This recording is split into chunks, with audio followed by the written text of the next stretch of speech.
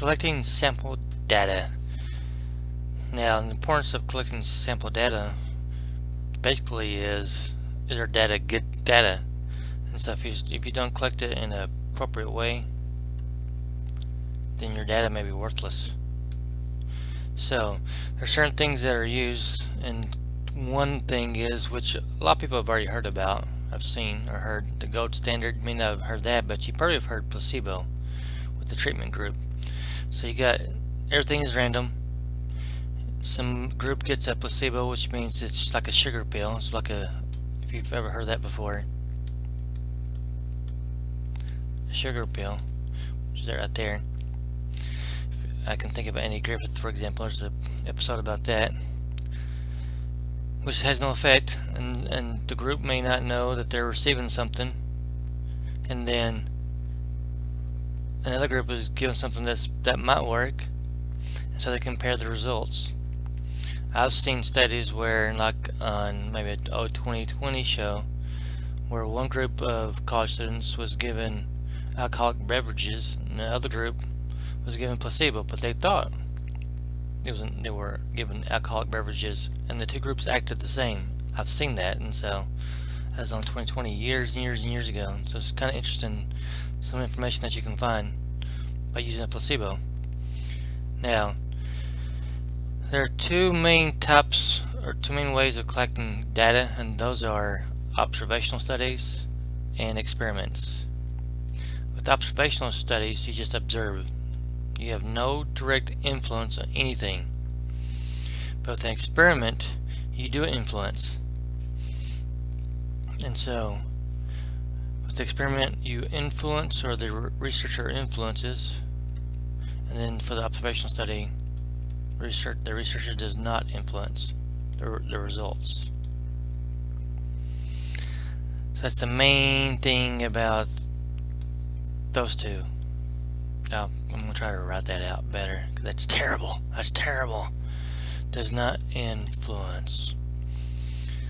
And so, lurking variable, you may have those. If you're taking another stats class, higher level stats class, they'll talk more about that, because there are always lurking variables that may actually affect results, and they're not part of the study. But we want to focus on observational studies and design experiments or experiments. And so, here's some examples here. So the first one, researcher used school records to determine that 84% of children live in two-parent homes, graduate high school, whereas 75% live in single-parent homes, graduate high school. And the thing is, does the researcher influence where anybody lived? The answer would be no. Does not influence where a person lives. That'd be an observational study. There's no effect on it. But now look at this one. A clinic gives a drug. They're given a drug to a group of 10 patients, and a placebo to another, to find out what the drug does. So they're actually doing something. They're given a drug, and then one group gets a placebo, which is not a drug, which is a sugar pill, for example. So they're trying to influence the outcomes. That's the experiment.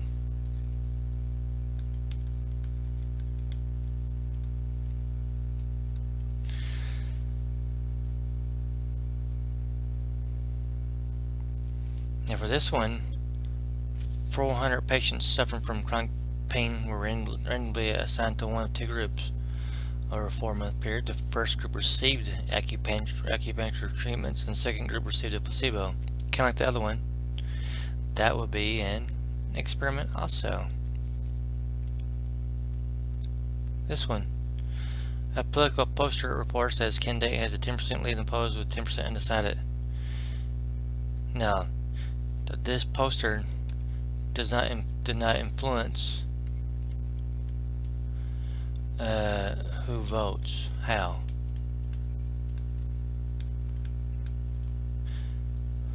So no, does not. Because when you ask someone how they're going to vote, you want them to be honest. So you don't want to influence them in any way. Otherwise, it's just a bad poll. So that'd be an observational study. That should give you an idea of how that works, of those definitions, the difference in observational and in experimental. Observational, you observe. Experiment, you experiment. So there's some information here that you might want to look at. You might want to slow down, pause the video, and watch or read closely. But I want to focus on blinding and double blind. Blinding is when the subject does not know, and double blind is when the subjects don't know, nor the experimenters know who receives the treatment and who receives the placebo. That's a big deal. So that's like a single blind, that's like a double blind.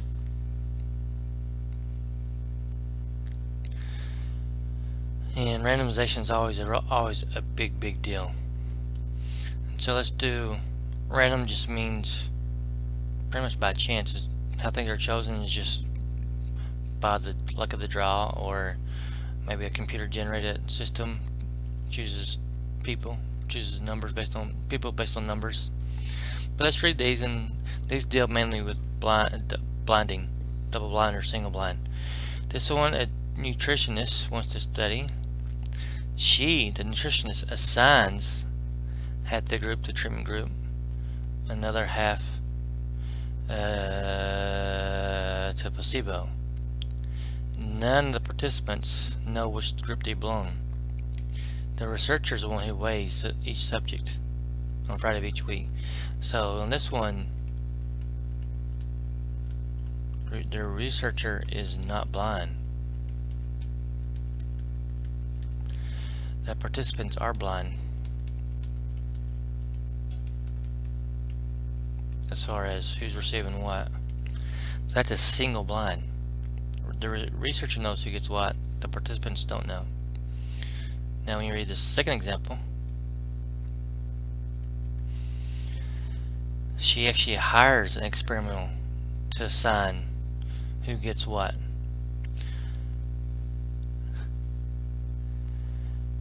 And none of the participants know who gets what.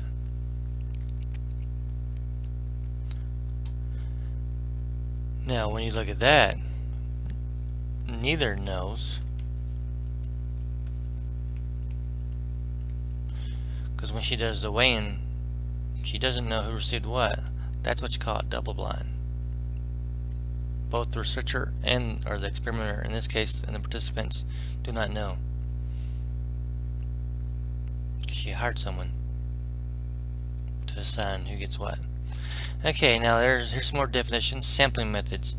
You'll see this or hear this quite a bit in most stats classes. Simple random sample. It is not the same thing as a random sample. Let's do the random sample first. A random sample, all members have the same chance of being selected. In a simple random sample, every possible sample of size n has the same chance. That should be the same chance.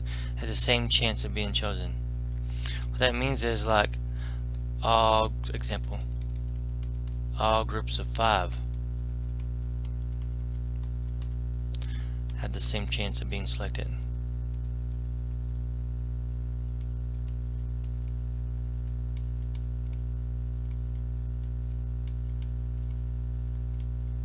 Look at the handwriting. It's great, isn't it? All groups of 5 have the same chance.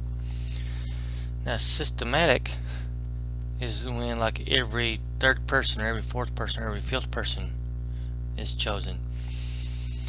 And that could be something like you assign, you have people in a row, like this, every cars in a row, and you decide you want to choose every third. So it's third, sixth, and then you have another car, then you choose the 9th one, and then the 12th one. So these are the ones you'll be choosing for your sample. That's not that difficult to understand. So it is systematic. Convenience, it just means it's easy. Now, stratified and cluster are the ones you have to watch out for the most. They both involve stratas, subgroups, sections, clusters. These are all related. Stratified, they have something in common, same characteristics, but the difference is you draw a sample from each subgroup. When you do a cluster sample, you actually divide up the clusters. You divide the clusters and then you choose all from the clusters. So here's what I'm trying to get you all to see. With the stratified, it's a few from all. With cluster, it's all from a few.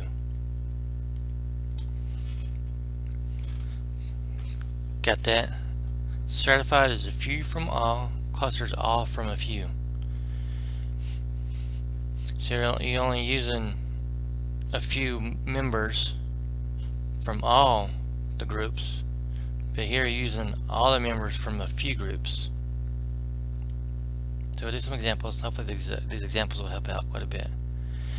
Identify the sampling technique is what all these examples are asking. Every fifth person, that's all you need to know, that is systematic. That's by definition. And you might want to pause the video to give yourself some time to answer these questions before I actually tell you the answer. At a community college, 5 statistics classes are randomly selected out of 20, and all the students from each class are interviewed. You might want to pause and then answer. So 5 are chosen, but 5 classes are chosen, but all students are interviewed. So that's a few from all, or all from a few.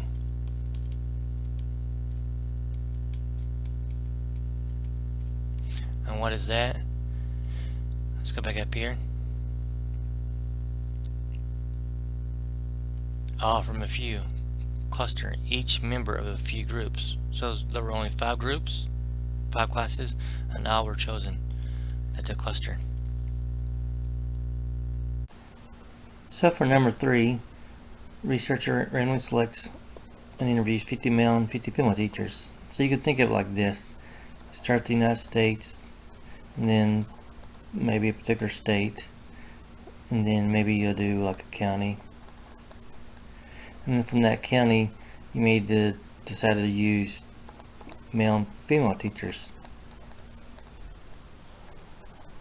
So from the male teachers, we'll use 50 male teachers and 50 female teachers. When you break it down like that and you use a few from all,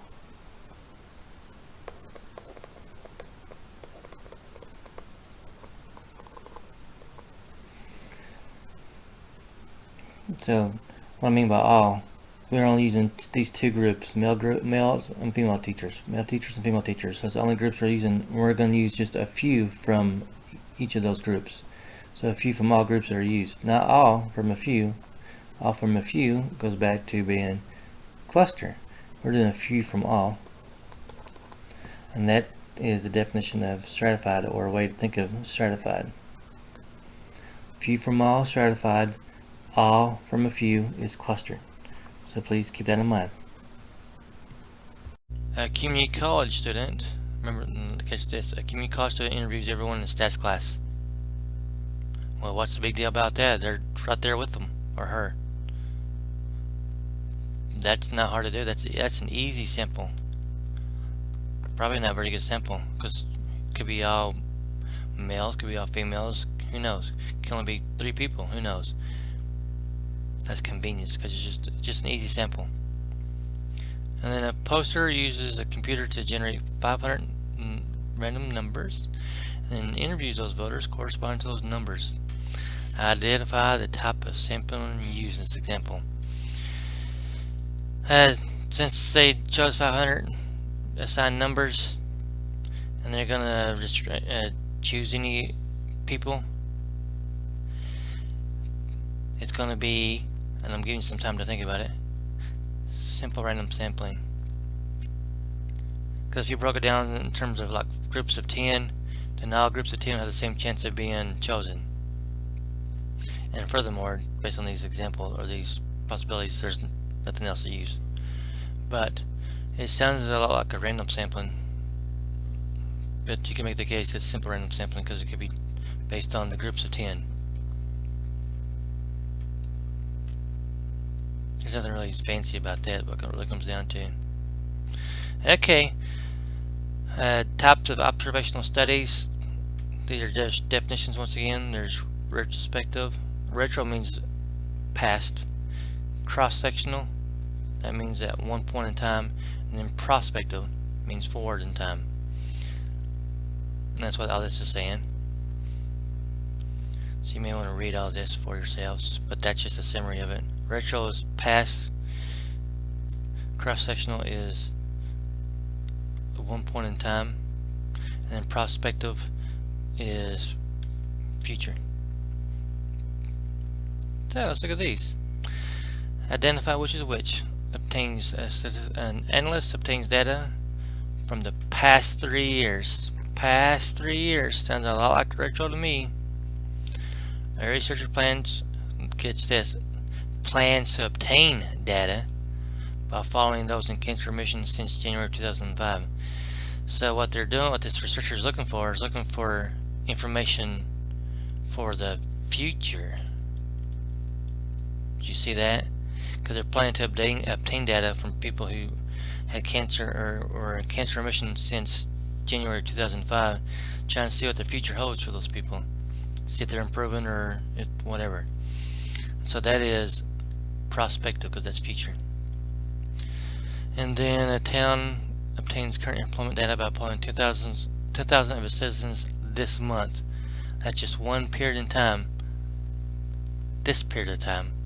So that's cross-sectional. That occurs right now. Hopefully those examples will help out. And so here's some more information you can read for yourself. And like I said in other stats classes, these definitions might be a little bit more important. But let's look at them.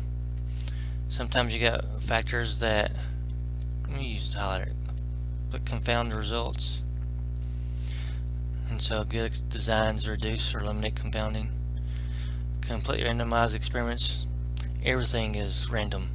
The subjects are assigned whatever treatment, everything's just totally random. When you use a block design, randomized block design, subjects are similar.